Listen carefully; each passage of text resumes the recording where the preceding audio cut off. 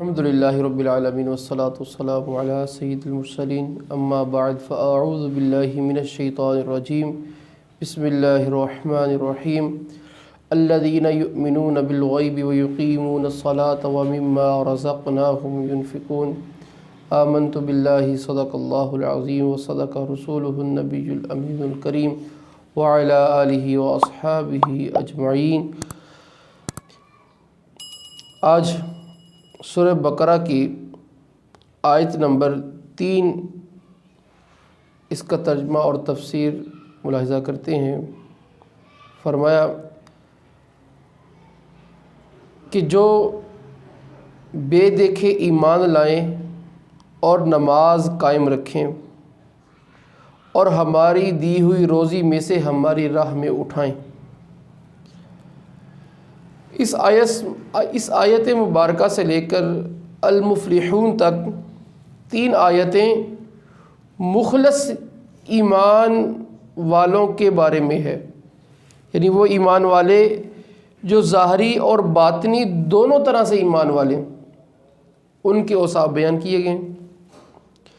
پھر المفلحون کے بعد 2 آیتیں ہیں، وہ لوگ جو ظاہری اور باطنی ہر اعتبار سے کافر ہیں، ان لوگوں کے بارے میں بتایا گیا ہے۔ پھر اس کے بعد 13 آیتیں منافقین کے بارے میں ہے کہ جو ظاہر کے اعتبار سے تو اپنے آپ کو مسلمان کہتے ہیں لیکن باطن کے اعتبار سے وہ کافر ہیں۔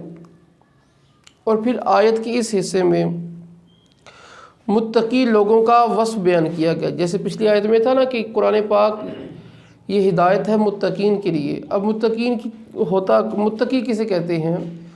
اللہ تعالیٰ نے اس کا وصف قرآن پاک میں پہلا یہ بیان کیا کہ متقی کی پہلی صفت یہ ہوتی ہے کہ جو بغیر دیکھے ایمان لاتے ہیں، جو بغیر دیکھے ایمان لاتے ہیں وہ ہے متقی، یعنی وہ ان تمام چیزوں پر ایمان لاتے ہیں جو ان کی نگاہوں سے پوشیدہ ہے، اور نبی اکرم صلی اللہ علیہ وآلہ وسلم نے اس کی خبر دی ہے، جیسے مرنے کے بعد دوبارہ زندہ کیا جانا، قیامت کا قائم ہونا، اعمال کا پھر حساب ہونا، اور جنت و جہنم وغیرہ، اس کی آقا صلی اللہ علیہ وسلم نے خبر دی ہے۔ تو یہ لیکن دیکھا نہیں، بغیر دیکھے ایمان لاتے ہیں۔ اب اس کا مطلب یہ نکلا جو صحیح متقی ہوتا ہے، جو ایمان والا ہوتا ہے، وہ جو چیزیں سامنے نظر آ رہی ہوتی ہیں اس سے زیادہ اس کا یقین اس پر ہوتا ہے جو نظر نہیں آ رہا ہوتا، اور جو حقیقت ہوتی ہے یہ عموماً وہ نہیں ہوتی کہ جو ہمیں نظر آ رہی ہوتی ہے، حقیقت وہ ہوتی ہے جو آنکھوں سے پرے ہوتی ہے۔ اور اب یہاں پر کچھ لفظ بیان کیے گئے ہیں، ان کا ہم معنی اور مطلب سمجھتے ہیں کہ یہاں پر ایمان اور غیب کا ذکر ہے۔ ایمان کسے کہتے ہیں؟ ایمان بندے کا سچے دل سے ان سب باتوں کی تصدیق کرنا جو ضروریات دین میں داخل ہیں، اور کسی ایک دینی ضرورت کا انکار کرنا یہ کفر ہے۔ اب غیب کیا ہے؟ غیب کسے کہتے ہیں؟ ہمارے ہاں ہر چیز کو غیب کہہ دیتے ہیں۔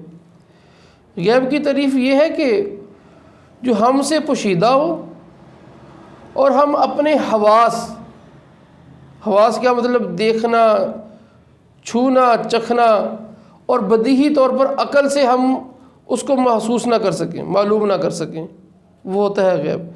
جس چیز کو آپ حواس سے ثابت کر سکتے ہیں تو وہ چیز غیب نہیں ہوتی۔ اب غیب بھی 2 طرح کا ہوتا ہے۔ ایک غیب وہ ہوتا ہے کہ جس کے حاصل ہونے پر کوئی دلیل نہیں ہوتی، ایک وہ ہوتا ہے کہ جس کے حاصل ہونے پر دلیل ہوتی ہے۔ حاصل ہونے پر دلیل نہ ہو یہ ہے اللہ کا علم، کہ اللہ تعالیٰ کا جو علم ہے اس پہ حاصل ہونے پہ ہمارے پاس کوئی دلیل نہیں۔ تو یہ والا جو علم ہے یہ صرف اللہ کے ساتھ خاص ہے، اللہ کے علاوہ یہ علم کسی کے پاس نہیں ہے۔ قرآن پاک کے اندر جہاں جہاں علم غیب کی دوسروں سے نفی کی گئی ہے وہاں پر یہ والا علم اس کی نفی کی گئی، اور ایک غیب کا علم وہ ہوتا ہے کہ جس کے حاصل ہونے پر دلیل ہو، جیسے اللہ تعالیٰ کی ذات و صفات کا علم ہے، گزشتہ انبیاء کرام کے بارے میں خبریں ہیں، پچھلی قوموں کے احوال ہے، قیامت والے دن ہونے والے واقعات ہیں جس کی نبی اکرم صلی اللہ علیہ وآلہ وسلم نے خبر دی. تو یہ سب اللہ کے بتانے سے پتہ چلے، ہے غیب لیکن اللہ تعالیٰ کے. تو جہاں آیات کے اندر اللہ کے علاوہ دیگر مخلوقات میں سے انبیاء کرام یا اولیاء کرام کے لیے غیب کا ثبوت ہے تو وہاں یہ والا غیب مراد ہے. اب یہی فرق ہوتا ہے. اب لوگ یہ فرق جب نہیں قائم کرتے تو کنفیوژن کا شکار ہو جاتے ہیں کہ کسی آیت میں تو اللہ نے فرمایا ہے کہ غیب کسی کے لیے نہیں اور کسی میں ہے تو غیب ہے. تو اب یہ والا فرق اگر سامنے رکھیں گے تو اس کنفیوژن کا شکار نہیں ہوں گے کہ ایک غیب وہ ہے جو اللہ کے ساتھ خاص ہے، ایک غیب وہ ہے کہ جس میں رسائی مخلوقات کے لیے بھی ہے. تو اب ایک آیت کو ہر جگہ فٹ کر دینا یہ سیدھی ناانصافی اور قرآن پاک کے مفہوم اور مطلب کو خراب کر دینے والی بات ہے. اور یاد رکھیے کہ اللہ تعالیٰ کے بتائے کے بغیر ایک ذرے کا علم ماننا کسی کے لیے وہ کفر ہے. ہاں اللہ تعالیٰ اپنے مقرب بندوں کو، انبیاء کرام کو، اولیاء کرام کو غیب عطا فرماتا ہے. اس کی مکمل گفتگو انشاءاللہ آل عمران کی آیت نمبر 179 کے اندر ہم کریں گے. لیکن یہ بات طے ہے کہ اللہ تعالیٰ اپنے مقرب بندوں کو علم غیب عطا فرماتا ہے. اس کے بعد فرمایا وَيُقِيمُونَ الصَّلَاةَ. آیت کے اس حصے میں متقی لوگوں کا دوسرا وصف یہ بیان کیا کہ وہ نماز قائم کرتے ہیں. نماز قائم کرنے سے مراد یہ ہوتی ہے کہ نماز کے ظاہری اور باطنی حقوق کو بجا لا کر نماز پڑھنا، یہ ہے نماز قائم کرنا. اور نماز کے ظاہری حقوق سے مطلب یہ کہ نماز کو ٹھیک ٹھیک پڑھنا، اس کے واجبات کو، فرائض کو، سنن کو، مستحبات کو، یہ سب کی ادائیگی کرنا.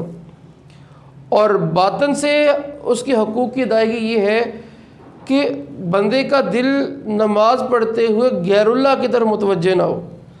نماز پڑھتے ہوئے بندے کا دل اللہ کے علاوہ کسی اور خیال سے فارغ ہو جائے، صرف اور صرف اللہ کا خیال اس کے نماز کے اندر ہو، اس کے علاوہ اور کچھ نہ ہو. اور بارگاہ الہی میں یہ عرض و نیاز کی حالت میں، مناجات کی حالت میں یہ بالکل محو ہو جائے. تو یہ ہے باطنی اعتبار سے یہ حقوق کے ساتھ نماز ادا کرنا. اب نماز قائم کرنے کی فضیلتیں قرآن و احادیث میں وارد ہوئی ہیں.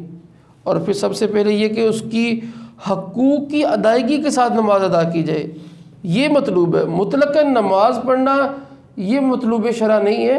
مطلوب یہ ہے جو جس چیز کا شریعت ہم سے تقاضا کرتی ہے نماز پڑھی بھی جائے، اس کو صحیح طریقے سے پڑھی جائے. جیسے کہ اللہ تعالیٰ نے سورۃ المؤمنین میں فرمایا کہ قد افلح المؤمنون الذین هم فی صلاتہم خاشعون، کہ وہ ایمان والے کامیاب ہو گئے جو اپنی نماز میں خشوع و خضوع کرنے والے، جو ظاہر اور باطن کے اعتبار سے صحیح طریقے سے نماز پڑھنے والے ہیں، وہ ایمان والے کامیاب ہوئے. اور پھر نماز کی حفاظت بھی ضروری ہے، یعنی یہ ہے نماز کو صحیح طریقے سے پڑھنا، اور پھر پڑھنا بھی ضروری. جیسے فرمایا کہ والذین هم علی صلواتہم یحافظون، وہ جو اپنی نمازوں کی حفاظت کرتے ہیں.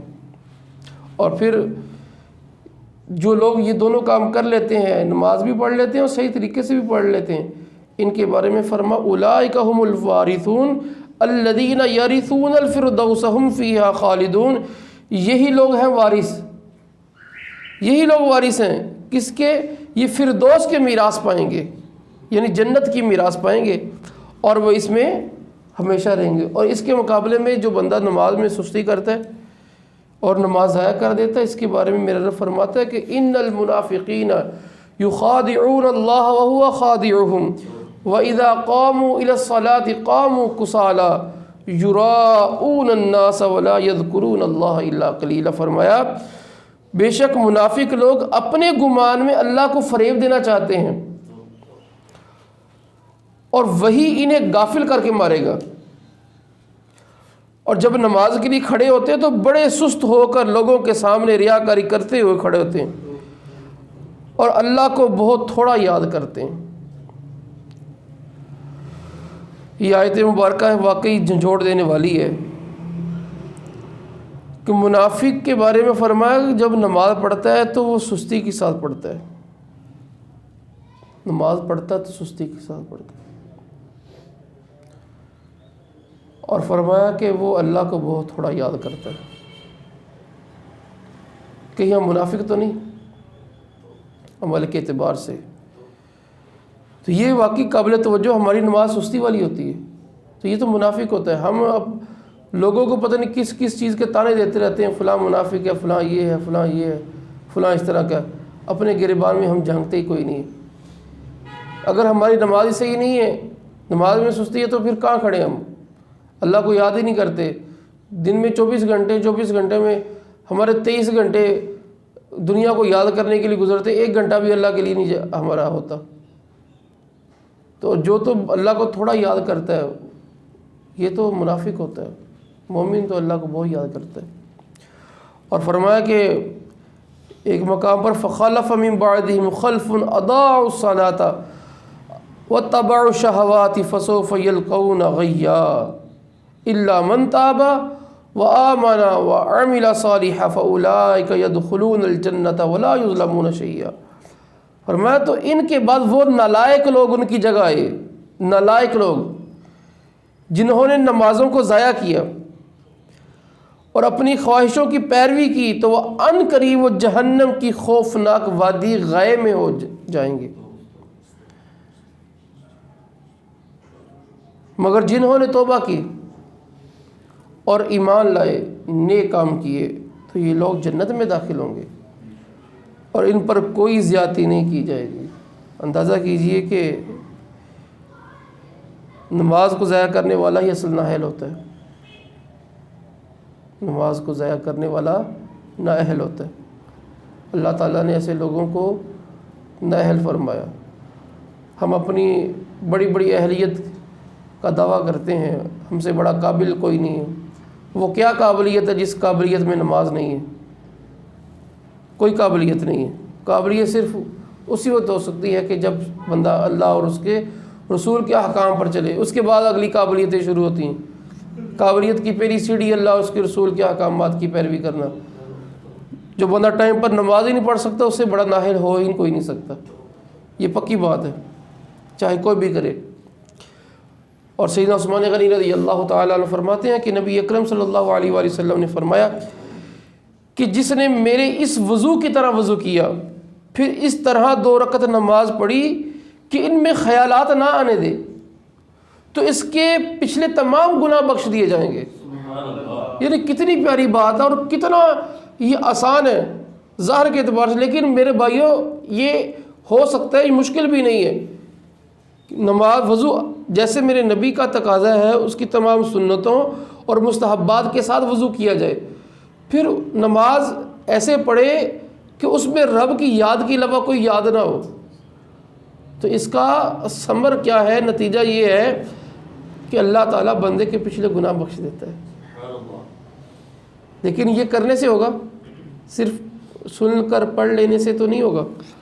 اسی طرح حضرت عقبہ بن عامر رضی اللہ تعالیٰ عنہ وہ حدیث مبارک روایت کرتے ہیں کہ نبی اکرم صلی اللہ علیہ وآلہ وسلم نے فرمایا، جو بھی مسلمان اچھے طریقے سے وضو کرتا ہے، پھر کھڑے ہو کر اس طریقے سے 2 رکعت پڑھتا ہے کہ اپنے دل اور چہرے سے متوجہ ہو کر یہ 2 رکعتیں پڑھتا ہے، تو اس کے لیے جنت واجب ہو جاتی ہے۔ یعنی اپنے ظاہر کے اعتبار سے بھی رب کی طرف متوجہ، اپنے دل کے اعتبار سے بھی اپنے رب کی طرف متوجہ۔ تو یہ کیسے ہوتا ہے؟ یہ کوشش کرنے سے ہوتا ہے کہ بندہ جب اولاً تو ساری چیزیں پوری کرے، جیسے نماز پڑھنی ہے، اور پھر اپنے آپ سے گفتگو کرے اپنے اندر سے کہ اب یاد ہوگی، صرف رب کی یاد ہوگی۔ اب یہ بندہ جب کرتا رہے گا نا، کرتا رہے گا، تو یہ ایک دن آئے گا کہ یہ عادت پکی ہو جائے گی۔ ورنہ اتنی جو خرابی پہلے ہم لے کے آ چکے ہیں اپنے اندر، ایک ہی نماز میں ہم کہیں کہ خیالات نہ آئیں، تو یہ مشکل ہوتا ہے۔ یہ بار بار پریکٹس کرنے سے ہوتا ہے، بار بار کرنے سے ایک وقت آتا ہے کہ دل صاف ہو جاتا ہے، دل کی راہیں کھل جاتی ہیں اللہ کی طرف۔ لیکن یہ کھولنے سے کھلتی ہیں. صرف ایک روٹین اوپر نیچے ہو جانے سے یہ ایسے راہیں نہیں کھلتی. اور عبداللہ بن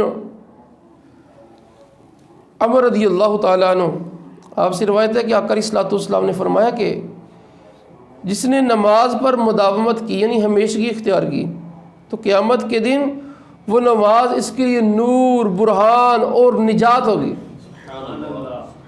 جس نے نماز کی حفاظت نہ کی تو اس کے لیے نہ تو نور ہوگا، نہ کوئی برہان اور نہ کوئی نجات ہوگی. اور وہ قیامت کے دن قارون، فرعون، حامان، ابی بن خلف، بڑے بڑے یہ کفار ہیں، اللہ کے دشمن ہیں، ان کے ساتھ ہوگا. ہمارے ہاں کہا جاتا ہے کہ وہ بندہ ظالم ہے، بھی وہ یہ کرنے والا ہے، اذا خاتمہ فرعون دے نال ہونا.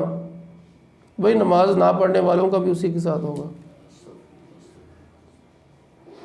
نماز کو تو ہم نے ہلکا سمجھا ہوا ہے. سیدنا ابو سعید خدری رضی اللہ تعالیٰ عنہ روایت کرتے ہیں کہ آقا علیہ الصلوۃ والسلام نے فرمایا کہ جس نے جان بوجھ کر نماز چھوڑ دی تو جہنم کے اس دروازے پر نام لکھ دیا جاتا ہے جس سے اس نے جانا ہے. بھائیو نماز بہت ہی اہم چیز ہے. اب دیکھیں نا کوئی قرآن شروع ہو رہا ہے، پہلی بات ہی اللہ تعالیٰ نے قرآن پاک کی فرمائی عمل میں سے، پہلی بات یہ ہو رہی ہے الف لام میم ذالک الکتاب لا ریب فیہ ھدی للمتقین الذین یؤمنون بالغیب ویقیمون الصلاۃ. یعنی ایمان لانے کے بعد سب سے پہلی بات یہ ہے، سب سے پہلی بات یہ ہے. ظلم کرنا برا ہے، اور بھی کافی چیزیں بری ہیں، غلط چیزیں غلط ہی ہیں، لیکن تقاضا سب سے پہلے نماز کا ہے. اس کے بعد فرمایا کہ وَمِمَّا رَزَقْنَاهُمْ يُنْفِقُونَ. جو متقی ہوتے ہیں ان کا دوسرا وصف یہ ہے کہ ہمارے دیے ہوئے رزق میں سے اللہ فرماتا ہے کہ کچھ اللہ کی راہ میں خرچ کرتے ہیں. نماز پڑھتے ہیں اور اللہ کی راہ میں کیا کرتے ہیں؟ خرچ کرتے ہیں. یہاں پر تیسرا وصف بیان کیا، پہلا ایمان بالغیب، غیب پر ایمان لاتے ہیں، دوسرا نماز پڑھتے ہیں، تیسرا اب اللہ کے دیے ہوئے میں سے کچھ اللہ کی راہ میں خرچ کرتے ہیں. اب یہاں خرچ کرنے کے دونوں مفہوم ہیں. ایک خرچ کرنا زکوٰۃ بھی ہے، اور جیسے عمومی طور پر اللہ تعالیٰ نماز کے ساتھ زکوٰۃ کا ذکر فرماتا ہے تو یہاں پر وہ بھی مراد ہو سکتا ہے. اس کے علاوہ عام صدقات بھی یہاں پر مراد ہو سکتے ہیں. اور یہاں پر بڑی ایک اہم بات کہ اللہ نے فرمایا کہ وَمِمَّا رَزَقْنَاهُمْ يُنْفِقُونَ، یعنی ہمارے دیے میں سے کچھ خرچ کرتے ہیں. یہ نہیں فرمایا کہ وہ سارا خرچ کر دیتے ہیں. تو یہاں پر یہ تعلیم دی گئی ہے کہ اللہ کی راہ میں مال دینے میں میانہ روی اختیار کی جائے. میرے رب کا یہ تقاضا نہیں اپنا سارا کچھ اٹھا کے دے دیا جائے کہ بندہ پہلے خرچ کر لے اور بعد میں بندہ مایوس ہو کر بیٹھ جائے کہ اب کیا ہوگا. جیسے اللہ تعالیٰ نے ایک مقام پر یہ فرمایا وَلَا تَجْعَلْ يَدَكَ مَغْلُولَةً إِلَىٰ عُنُقِكَ وَلَا تَبْسُطْهَا كُلَّ الْبَسْطِ فَتَقْعُدَ مَلُومًا مَحْسُورًا. فرمایا کہ اور اپنا ہاتھ اپنی گردن سے بندھا ہوا نہ رکھو اور نہ پورا کھول دو کہ پھر ملامت میں حسرت میں بیٹھے رہ جاؤ. یعنی نہ تو کنجوسی کرنی ہے تو نہ تو اتنا دے دینا کہ بندہ بعد میں خود ہی پوچھتا ہے کہ میں اتنا کیوں دیتا. اور پھر کامل ایمان والوں کا وصف بھی یہی بیان کیا والذین اذا انفقوا لم یسرفوا ولم یقتروا وکان بین ذلک قواما. اور جو کامل ایمان والے ہیں جب خرچ کرتے ہیں تو نہ حد سے بڑھتے ہیں اور نہ تنگی کرتے ہیں اور ان دونوں کے درمیان اعتدال سے رہتے ہیں. تو اعتدال یہ اسلام کو پسند ہے. اسلام کی جو تعلیم ہے یہ اعتدال ہے. تو جب اللہ تعالیٰ کی راہ میں خرچ کرنا ہو تو میانہ روی کے ساتھ، ورنہ ہر کام میں ہی میانہ روی ہے. تو اسلام کے میں جو بہترین باتیں ہیں ان میں سے جس کی تعلیم دی گئی ہے وہ یہ کہ بندہ اپنے ہر معاملے میں میانہ روی اختیار کرے. تو یہ میانہ روی بندے کو استقامت کی طرف لے جاتی ہے. یعنی ہوتا ہے یہ بعض دفعہ بندہ بہت زیادہ کر دیتا ہے پھر بعد میں کرتا ہی نہیں. تو میانہ روی کے ساتھ عمل کیا جائے. تو اللہ تبارک و تعالی ہمیں غیب پر ایمان لانے، نماز وقت پر اور صحیح طریقے سے پڑھنے اور اللہ کے دیے ہوئے مال میں سے خرچ کرنے کی توفیق عطا فرمائے۔